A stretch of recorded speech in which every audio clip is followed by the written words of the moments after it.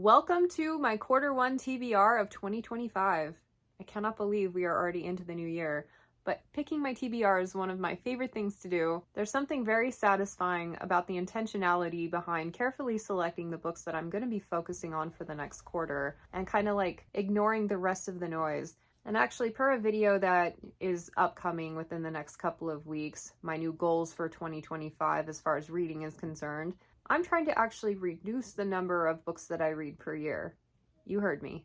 I'm craving that one-on-one connection with a single book at a time where I can get deeply immersed in it, maybe even jot down a few thoughts in a journal about them, because I have been consuming books at a rate that I think is unsustainable, and I feel like I'm enjoying them a lot less because of that. But per that, my TBR is a bit smaller than normal. And even then, I probably will not be able to get through all of these titles if I stick to my guns and actually start reading things a bit more slowly. To put it in perspective, going from reading over 100 books a year down to about 60 or so, like 4 books per month. That gives me a whole week to bask with every one of these. And in no particular order, Yumi and the Nightmare Painter. Notice this is still shrink wrap. This is part of Brandon Sanderson's Secret Projects. Technically book 3 that got shipped out. I'm skipping the Wizard's Guide one, because I hear it's the weakest and I kind of want to jump into the best of the best. But of all of them that came out, this is the one that has intrigued me the most. So I would like to make it a priority to get this one read this quarter. It's so pretty. And then partially based on how much amazing feedback you guys have given me about this book, I loved The Martian. Everybody keeps saying, read Project Hail Mary, you'll love it just as much, maybe even a little bit more. So yes, whether it gets picked for Patreon book club or we just schedule it anyway, I'm really hoping to have this one read. And by the way, patrons, if you see anything else that you want to buddy read from this list, let me know. But The Martian was a hoot, one of my highlights of last year. And isn't that great when you love a book and there's more? More! Demon's Bluff by Kim Harrison. I used to read these as arcs long before they came out, but I kind of got behind, and I'm trying not to request that many arcs these days because I can read it when everybody else reads it when it comes out live, and it's just one less obligation on my plate to tend to. So this one's been out for a couple months. It's called Demon's Bluff. It's book like whatever in the Hollow series. I am certain I'm going to have a good time with this one. So need to read it soon though, before the next one comes out. Ultimate Shame, Speaking Bones by Ken Liu. I was a part of a buddy read that was happening in, I think, October or November, and I missed it. So I started this book, and now I'm in the middle of Wind and Truth, and I want to have a moment with this one. I didn't get a chance to finish it, so hopefully after I finish my Sanderson brick, I will be able to pick this one up and give this series the proper send-off it deserves, because it has been an absolute delight so far. Funny story, the only published work by Emily Henry, at least that I'm aware of, that I have not read. Very excited to pick this one up. Happy Place was okay, but wildly entertaining. Like, even my least favorite Emily Henry so far was still wildly entertaining. So, looking forward to this. These are excellent palette cleansers between all of these massive tomes that I have planned. And speaking, Disquiet Gods, I am on the last one out for Sun Eater. I would dare say to call the last book that I read kind of unmemorable, so I'm hoping that this one packs a little more of a punch. But overall, I have been really enjoying my adventures with this series, and I'm glad that I've read them kind of close together, because it doesn't seem to have lost any momentum between books when I pick them up, and I feel like if I had let years go by, I definitely wouldn't be having the same experience. Because, you know, I forget characters and whatnot. But enjoying this one. I enjoyed the first 2 books more than the most recent ones that we've gotten into, but I still trust the vision. Like, I'm hoping he's going to take it somewhere wonderful. I feel like we just had a few tangents to get through along the way. And I would very much like to wrap up a lot of those series so I can get back to Shadows of the Apt by Adrian Tchaikovsky. This is Heirs to the Blade.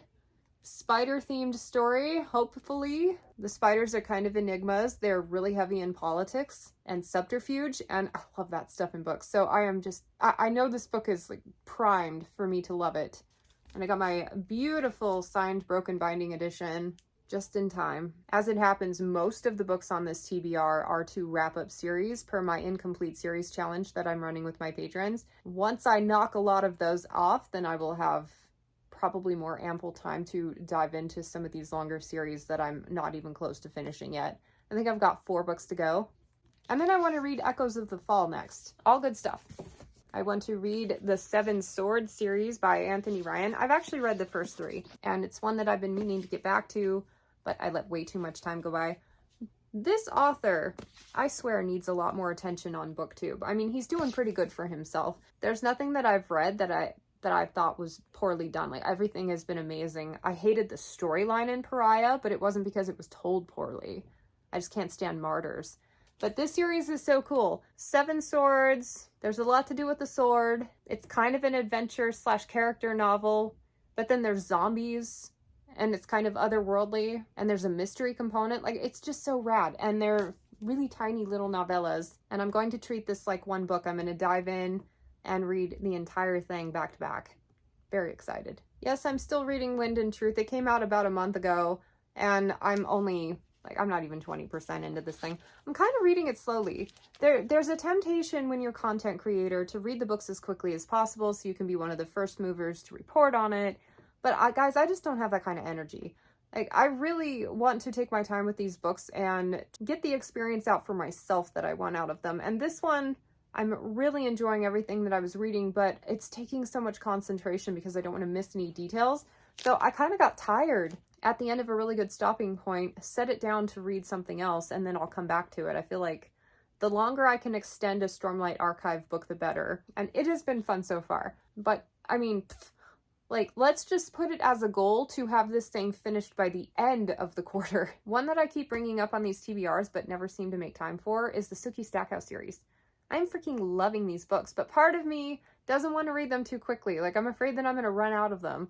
Or if I read them too close, maybe they'll lack that charm. Like, I'll get sick of the certain types of things that they do over and over again. Because, like, one every 6 months or so has been absolutely perfect. And I find I put it down, I'm like, oh my gosh, that was so good. I can't wait to read the next one. It's been so long since I've been able to dive into a good urban fantasy. I'd been up to date with everything else. So I think this is book 6 or so. Really would like to get back to this one. Per my incomplete series challenge, that's what I'm trying to free myself up for when I have those impulses to go back to series that I've started. I can just do it right away because I have nothing else vying for my attention. 2025 continues to be a year where I am actively trying to simplify everything, all of it. The new Fourth Wing book, Onyx Storm, comes out in a couple of weeks, and my patrons and I are going to read that together. I like the components of the first book better, but I thought the second book was written better. Had more of a balance. It needed more of the dragons. I'm hoping to find more of the dragons in the third book. The direction, my patrons and I were like kind of on the fence about the direction that it's going. Hopefully it won't be as cringy as we're thinking it'll be. But there have been a lot of instances where I kind of braced myself for that cringe and then it hasn't happened. So the author has my tentative trust to take it somewhere good. So that one should be fun. Another one, Blacklight Born. This came out about the same week that Wind and Truth did, and I just never got around to it. But Combat Codes was one of my favorite reads of last year. Loved it so much. It felt like a book that was written just for me. And the second book was just okay. I'm hoping this third book will bring it back home. At this point, I'm at risk of having forgotten some of the things that happened, so I might have to look up some summaries or whatever. But very excited to finish out this trilogy. My patrons and I have also been slowly reading Dune over the last year and a half or so, and we are on Heretics of Dune, book 5. Book 4 was weird. I hear that is the point where you're either a diehard Dune fan or you're like, it is okay. I'm kind of in the middle. Like, I'm not loving it, but I'm not hating it enough to put it down. Like, I'm still interested to see where the story goes, but it was freaking weird. And I'm not sure I came away with a lot from it, but we'll see. The next one should be telling. I have no idea where it's going next.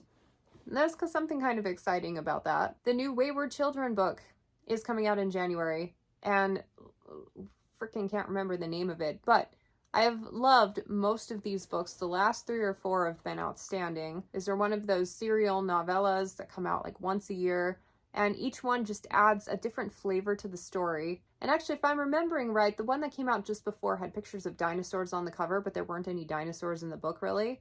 Very disappointing. I'm hoping we swing back around to that. But this one, turtles. I love turtles. I love the vibes. I'm willing to try anything because I love what the author's doing with this set. And last but not least, Live Suit by James S.A. Corey. It's a novella that came out a couple of months ago. I'm finally first in line at the library for an audio copy. It's like 3 hours long. I'm hoping to get to that. It's in companion with the Mercy of the Gods series that came out last year, which, to my surprise, I'm one of the few champions for that series because so far I loved it. But y'all have to understand something about Daniel Abraham's writing. And I realize he's writing it with Ty Frank, but generally speaking, the way that he tells stories, it's a slow burn. The first book is usually a setup where it kind of grounds you with the characters in the world, but just like trust the process. It's going somewhere. And I loved everything about it. I thought the small moments with the characters were incredibly poignant and very human, and I love that they were dealing with a little bit of mental health issues on top of everything else. They just make all of their characters relatable. And then the creature creation on top of that, like the aliens were so freaking cool and fun, and I can't wait to see where it's going. It was so like awe-inspiring, and I was there for every moment. So I'm excited for more in this world, and I'm hoping it'll give a teaser of what's to come in the next one. And I've been saying over and over again that you need to have read The Expanse to read these, because I thought there was a parallel of a certain entity in both. But apparently I have been corrected, and the authors have come out and publicly said, hey, these are not related whatsoever. And so I'm over here like, well, if they're not related, then maybe don't make a character / entity that is so closely related in like behavior and type to the one in the first series so you don't confuse your people. But what I actually think happened is they were like, oh, okay, let's like merge the worlds a little bit. But then they realized that if people started saying you have to read the other series first, then you're in trouble because no one's going to pick up your new book. So oops, marketing issue. Let's just say it's not related. I'm losing daylight. Either way, according to the powers that be, it's not related. So go ahead and pick up Mercy of the Gods. I don't know what the heck I'm talking about. And that's my TBR.